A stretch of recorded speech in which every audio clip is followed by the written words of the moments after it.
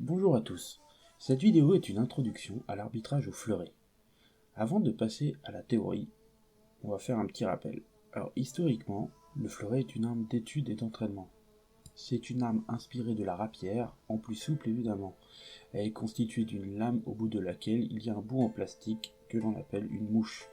La garde est une coquille en métal circulaire.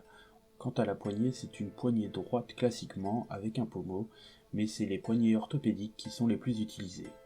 A noter que depuis le fleuret électrique, la mouche a été remplacée par une pointe sur ressort qui allume la lampe, on en reparlera si le contact se fait. La résistance du ressort est au minimum de 500 grammes au fleuret et le temps de contact doit excéder un certain seuil pour que l'appareil le prenne en compte. Bon, ça c'était pour l'arme. Contrairement à l'épée, au fleuret, il y a une surface volable qui est inspirée d'une zone vitale, elle est représentée par le torse.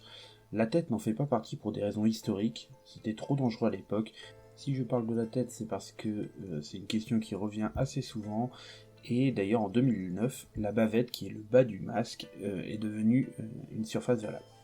Donc le but du jeu, c'est de toucher avec la pointe cette surface.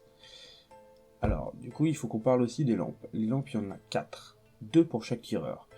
Une de couleur rouge et vert, et une de couleur blanche pour chaque tireur. La lampe de couleur va indiquer qu'il y a une touche qui a été portée sur la surface valable, alors que la blanche, ça va être une touche portée sur une surface non valable. La lampe s'allume du côté de celui qui a touché.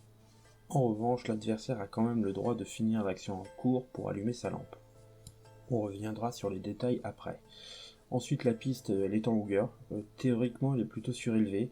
Les limites arrière sont franchies quand les deux pieds dépassent la ligne arrière. Un tireur qui sort va être considéré comme touché.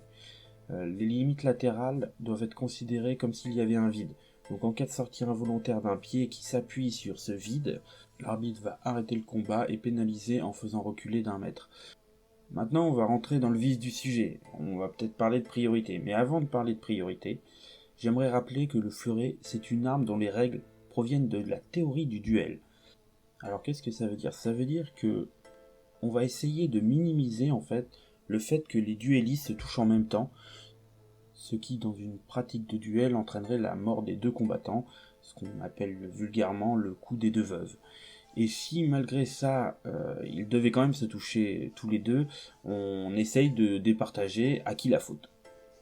Alors du coup, qu'est-ce que ça implique ? Eh bien ça implique que les règles vont favoriser la prise de décision défensive, en donnant la priorité aux actions offensives.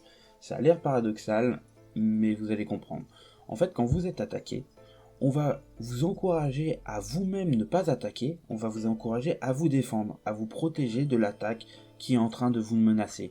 Et c'est hyper important cette notion de protection, car en fait, la majorité des règles sont liées à cette notion de il faut se défendre de la menace qui est en train d'arriver. Et donc, on va encourager celui qui va se défendre par rapport à celui qui va préférer aller toucher.